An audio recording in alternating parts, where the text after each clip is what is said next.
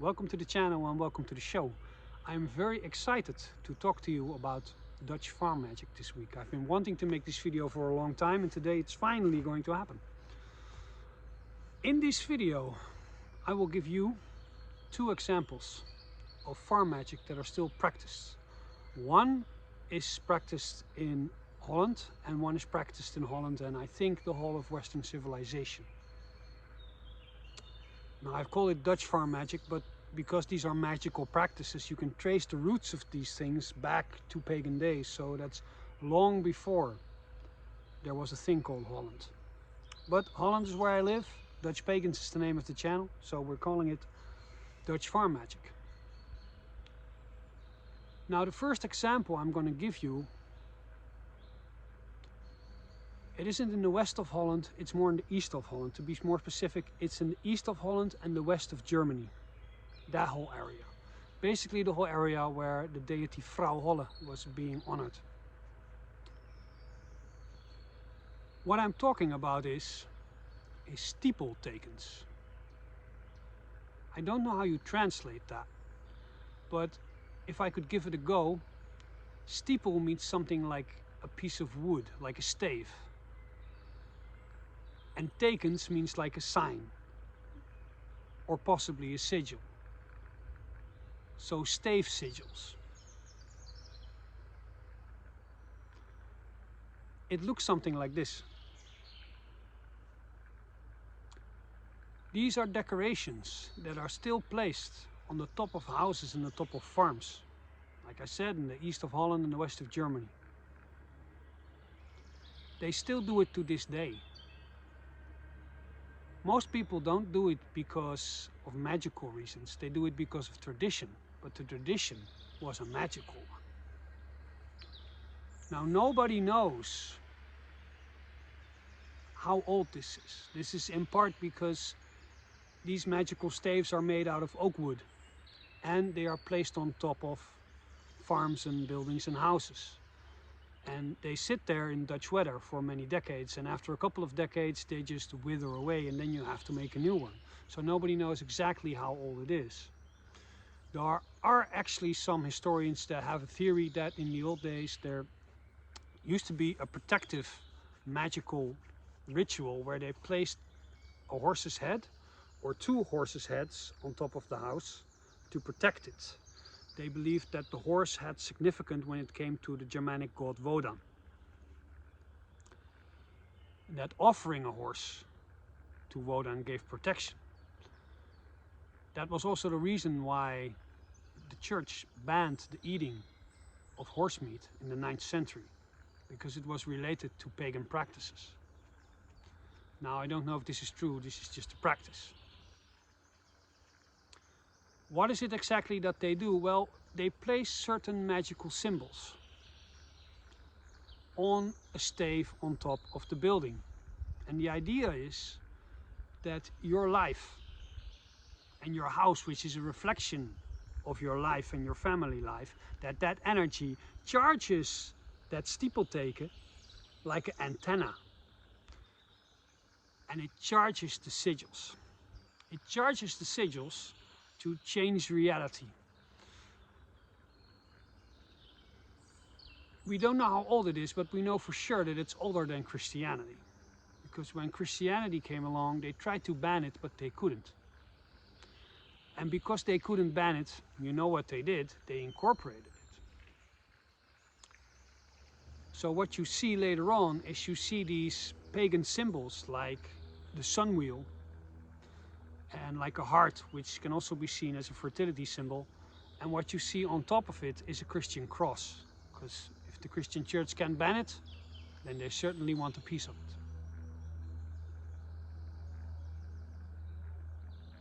To this day, the Stiepeltekens where I live in Twente, near Enschede, are still so common that when I drive my kids to school every day, I see about 6 of them.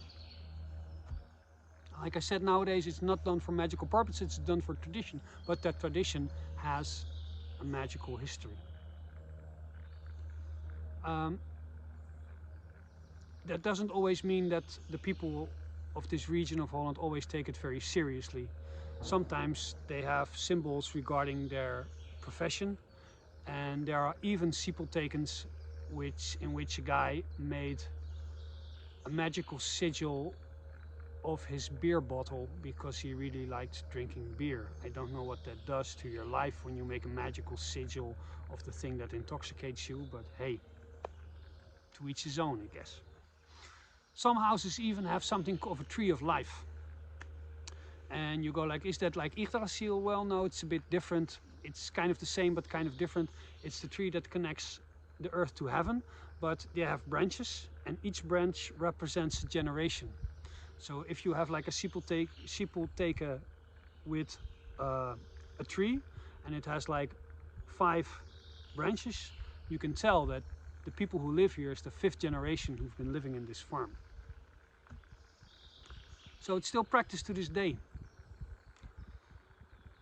Second part I want to talk to you about, the second part of Dutch farm magic. I saw a Thomas Sheridan video a couple of years ago on this subject. Now, if you don't follow Thomas Sheridan, I suggest you do. He puts out a lot of videos and a lot of information.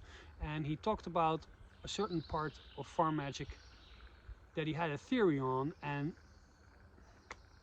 it stuck with me. I walked with what he said for a long time. I thought about it, I experimented with it, tried it out, and I think a lot of what he said was true. So I'm going to reiterate what he said in that video, and I'm going to add something of my own. What I'm talking about is horseshoe magic. You feel me? Because we've all seen them. We've seen them at the top of old farms. When I was like 6 years old, I asked my dad, what's that doing there all the time? And he told me that, like, well, in the olden days, they believed that a horseshoe, that was a magical thing. It brings good luck. And somebody else told me later on, he said, well, our ancestors weren't accustomed to steel. They didn't have a lot of steel, so they saw steel as like this magical thing. So what I thought back then was like, you know, our ancestors are pretty dumb. They didn't even know about steel. But the truth, of course, is a bit different. Now, what I'm going to share with you is just theory, but it's a theory that I believe to be right. So, magic. What do we do when we do magic? Well, the most common form of magic is sigil magic, meaning that you craft a symbol, a sigil, which serves as a gateway to change reality in accordance with your true will. What you need for that sigil is a charge. Now, how you get a charge in that sigil to change reality is up to you. You have chaos magicians who masturbate on top of the sigil to charge the sigil. Don't shoot the messenger, in case you didn't know, that's what happens. There are some people who draw the sigil and who keep it in their hand and who ride roller coasters. And when they ride the roller coaster, all the adrenaline they put in that sigil, so that sigil will change the reality in accordance with their true will. Now, keep that in mind. Second example is if you have any experience with rune magic, in working with the sacred runes, the living signs that live forever, that are all around us. One easy way to work with the runes, if you want a certain rune, if you want more of that energy in your life, what you do is you draw it on a piece of paper and you do it inside of your shoe. So every time you step, you give energy to that rune. Old way of rune magic is like, you see it in the old Viking halls in Denmark, but I even showed a video of an old farm in Holland that had it on the doorknob when you entered the farm. You had the rune Gebo of partnership, that you charge it every time you enter the farm. Now, what has that got to do with horseshoe magic? Well, if you get a charge by walking, if you get an old horseshoe from an old horse, how much charge do you think is in this horseshoe? That horse has been walking. I don't know how often you have to replace a horseshoe on a horse. I'm not that knowledgeable when it comes to horses. but there's a lot of charge. He's walked and walked and walked and walked. So when you need a charge for a sigil, this old horseshoe, you can just place it on top of the sigil to get an extra charge. Now imagine this just not being any horse. Imagine this being from a horse that was used in a war. Imagine all the energy of that battlefield. Imagine the energy and the emotion of that horse as it gallops and as it tramples over dead bodies to get where it needs to go. That all goes in this horseshoe that has crushed over human corpses and has felt the energy of battle of war. That's something that will truly give you a good charge. That's something that will give you good luck. I've been trying this and I've been finding out that it kind of does work like that. This Saturday we're having some people over and we're doing a ceremony for midsummer, and we're doing a ceremony to honor Iduna and also her husband Balder. Balder is the shining one, so what I'm going to do is I'm going to make a sigil, and I'm going to put the charge on the sigil to give extra power. I'm going to place that in the south, because south is where the sun is at the highest. That's where the shining one, her husband, is at its most radiant. We're going to do that to make Iduna feel welcome, to also make a place for her husband, to invite the power of her husband, to make her feel welcome. That's one way that you can use an old horseshoe. So if you're a magical practitioner and you can get your hands on some old horseshoes, please do. There's a second way. We all know of magical wands. Now sometimes what happens when you do a magical ritual is it kind of feels like there's a discharge. There's kind of like an orgasm, but not a sexual, physical orgasm, but like a spiritual orgasm where all your... If you've ever done a magical ritual, sometimes there's just like this crescendo of energy and it just poof, it just explodes and you just feel really good, like your nervous system is outside of your body. I believe that a magic stick, a magic wand, becomes part of your nervous system. And do we have a stick lying here so I can illustrate? Yeah. Of course there's a stick. And that stick becomes part of your nervous system. So you can focus your energy. I broke the stick.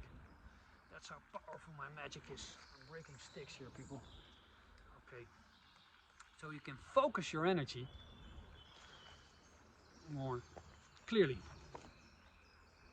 Like this, right? Well, so this basically becomes a conduit of your human energy.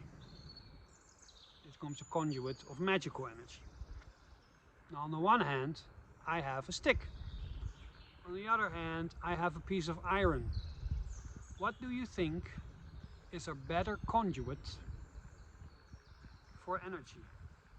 Is it wood or is it iron? You already know the answer. So what do you think is more powerful? Look at this. If you can hold it, you can make it a little hole. And you just go like...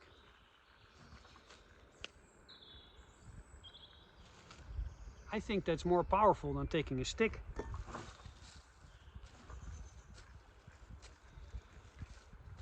And going.